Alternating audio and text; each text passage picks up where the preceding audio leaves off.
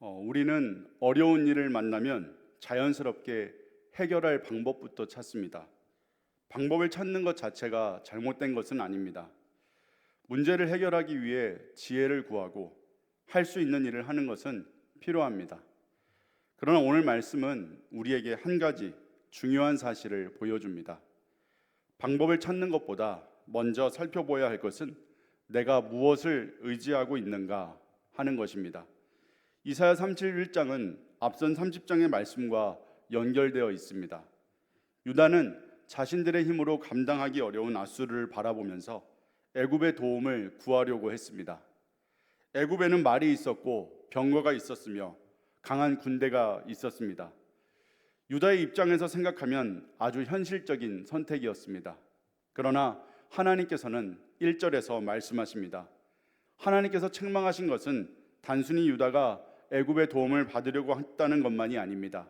문제는 그들의 마음이었습니다. 말을 의지했고 병거의 많음을 의지했고 강한 마병을 의지하는 동안 하나님을 바라보지 않았고 하나님을 구하지도 않았습니다. 결국 아수르라는 위기는 유다가 정말 무엇을 믿고 있었는지를 드러냈습니다. 우리의 믿음 또한 마찬가지입니다. 평안할 때는 잘 드러나지 않습니다. 그러나 어려움이 찾아오면 내가 무엇을 가장 의지하고 있었는지가 드러납니다. 그래서 오늘 본문은 아수르보다 더 중요한 것을 우리에게 보여줍니다. 위기의 순간에 우리의 시선이 어디를 향하고 있는가 하는 것입니다. 그렇다면 하나님께서는 왜 유다가 그렇게 의지하던 애굽을 붙잡지 말라고 하셨을까요? 그 이유는 눈에 보이는 힘이 하나님을 대신할 수 없기 때문입니다. 3절 말씀을 보시면 애굽은 사람이요 신이 아니며 그들의 말들은 육체요 영이 아니라 말씀합니다. 아주 단순한 말씀처럼 보입니다. 애굽은 사람이고 하나님이 아니라는 것입니다. 그런데 바로 이것을 유다가 잊고 있었습니다. 애굽은 실제로 강한 나라였습니다. 말도 많았고 병거도 많았으며 강한 군대도 있었습니다. 하나님께서는 그것을 부정하는 것은 아니었습니다. 그러나 아무리 강해도 결국 사람이라는 것입니다. 아무리 많은 병거를 가지고 있어도 하나님의 자리를 대신할 수는 없습니다. 유다의 문제는 애굽의 힘을 이용하려 했다는 것보다 그 힘을 하나님처럼 의지했다는 것입니다. 우리의 삶에도 필요한 것들이 많이 있습니다. 돈도 필요하고 사람의 도움도 필요합니다. 경험도 필요하고 지혜도 필요합니다. 하나님께서는 그것들을 사용하지 말라고 말씀하시는 것이 아닙니다. 문제는 그것이 하나님보다 더 큰 의지처가 되는 것입니다. 돈이 있어야 마음이 놓이고 도와줄 사람이 있어야 안심되고 내가 계획한 대로 되어야 평안하다면 한 번쯤 우리의 마음을 돌아볼 필요가 있습니다. 내가 하나님을 믿는다고 말하면서도 실제로는 무엇 때문에 안심하고 있는지를 잘 살펴보아야 합니다. 그래서 하나님께서는 유다에게 애굽의 실체를 보여주십니다. 애굽은 사람이요 신이 아니다. 사람은 필요하지만 하나님은 아닙니다. 돈은 필요하지만 하나님은 아닙니다. 내 경험과 능력도 필요하지만 하나님은 아닙니다. 언젠가는 흔들릴 수 있고 사라질 수 있습니다. 그러므로 믿음은 다른 도움을 전혀 받지 않는 것이 아닙니다. 도움을 사용하되 그것을 하나님보다 의지하지 않는 것입니다. 그렇다면 유다는 누구를 의지해야 했을까요? 하나님께서는 단순히 애굽을 의지하지 마라고만 말씀하지 않으십니다. 이어지는 말씀에서 왜 하나님을 의지할 수 있는지를 보여주십니다. 하나님을 왜 의지할 수 있을까요? 그 이유는 하나님은 우리를 위해 싸우시고 지키시는 분이기 때문입니다. 4절에서 하나님께서는 자신을 사자에 비유하십니다. 사자가 먹이를 움켜쥐고 있을 때 여러 목자가 몰려와 소리를 질러도 사자는 그 소리를 두려워하지 않습니다. 그리고 말씀하십니다. 이와 같이 나 만군의 여호와가 강림하여 시온산과 그 언덕에서 싸울 것이라. 유다는 자신들을 위해 싸워줄 나라를 찾고 있었습니다. 그래서 애굽을 바라보았습니다. 그런데 하나님께서는 말씀하십니다. 내가 싸우겠다. 그리고 다음 5절에서는 전혀 다른 모습을 보여주십니다. 새가 날개치며 그 새끼를 보호함 같이 나 만군의 여호와가 예루살렘을 보호할 것이라. 앞에서는 사자였습니다. 이번에는 새가 새끼를 날개로 품는 모습입니다. 사자처럼 싸우시면서 새가 새끼를 품듯 보호하십니다. 이 두 모습을 함께 보면 하나님이 어떤 분인지 분명해집니다. 하나님은 우리를 위해 싸우실 만큼 강하시고 우리를 품어주실 만큼 가까우신 분이십니다. 그런 하나님이 유다와 함께 계셨는데 유다는 애굽을 찾아갔습니다. 하나님이 부족해서가 아니었습니다. 눈앞에 있는 아수르가 너무 크게 보였기 때문입니다. 우리도 그럴 때가 있습니다. 하나님이 계시다는 것을 모르지 않습니다. 하나님께서 나와 함께 하신다는 것도 우리는 믿습니다. 그런데 문제가 너무 크게 보이면 하나님보다 문제가 먼저 보이는 것입니다. 상황이 바뀌지 않으면 하나님께서 아무것도 하지 않으시는 것처럼 느껴질 때도 있습니다. 그러나 하나님의 보호하심은 언제나 문제가 사라지는 방식으로만 나타나는 것은 아닙니다. 문제 가운데서 무너지지 않도록 붙들어 주시는 것도 보호하심이고 잘못된 길로 가지 않도록 막아주시는 것도 보호하심이며 견딜 힘을 주시는 것도 하나님의 보호하심입니다. 지나고 나서야 알게 되는 순간도 있습니다. 그때는 내가 어떻게 견뎠는지 몰랐는데 뒤를 돌아보면 하나님께서 붙잡고 계셨기 때문에 견딜 수 있었던 것입니다. 그렇다면 우리를 위해 싸우시고 지키시는 하나님을 안다면 이제 유다가 해야 할 일은 분명합니다.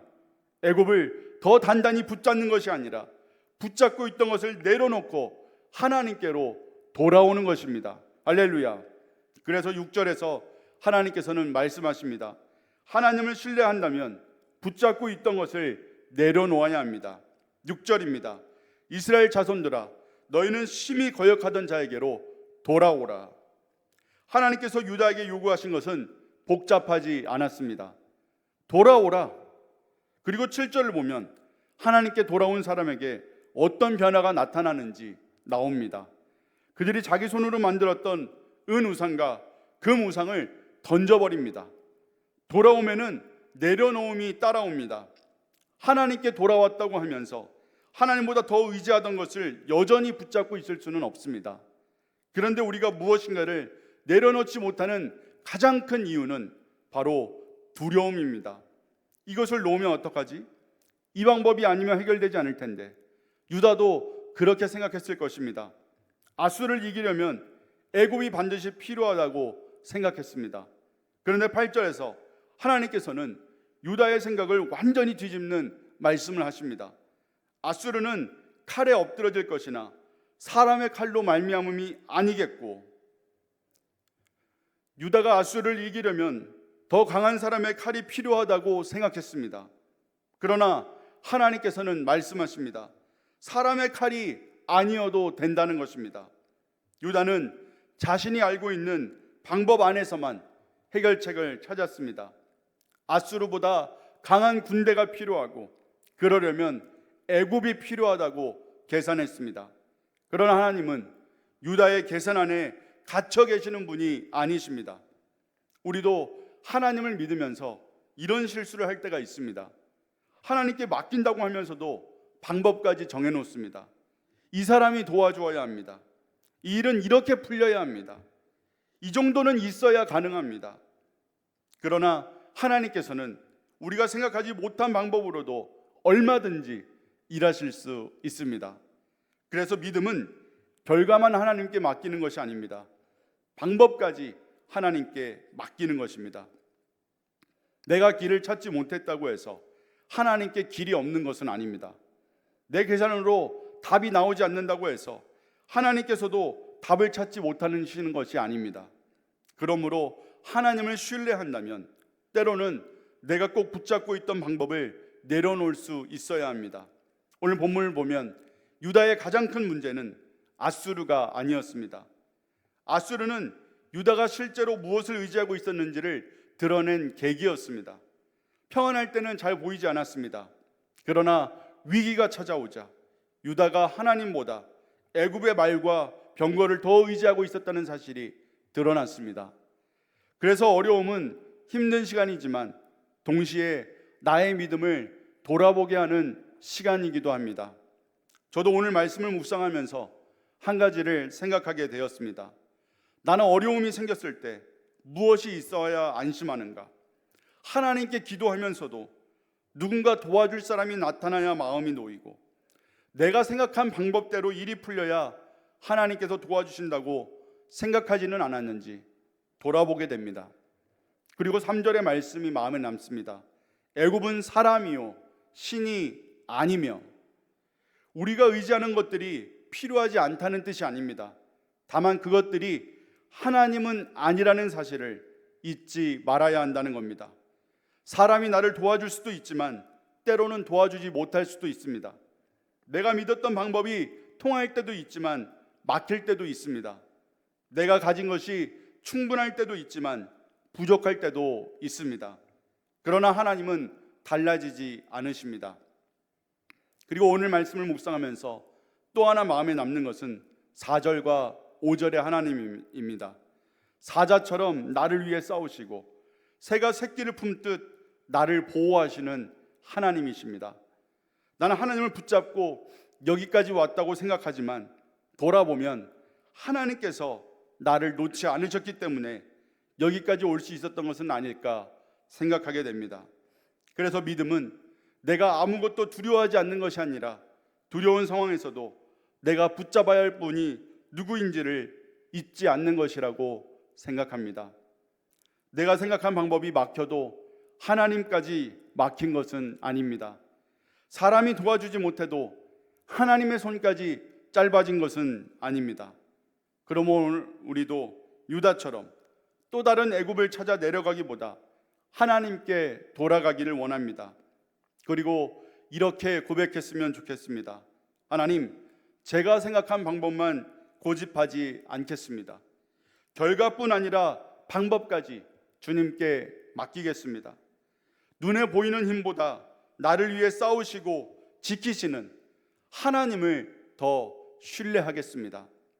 오늘 하루도 눈에 보이는 말과 병거보다 하나님을 더 크게 바라보며 내가 붙잡고 있는 것보다 나를 붙잡고 계시는 하나님을 신뢰하며 살아가는 우리 모두가 되기를 바랍니다. 주신 말씀 기억하며 함께 기도하겠습니다.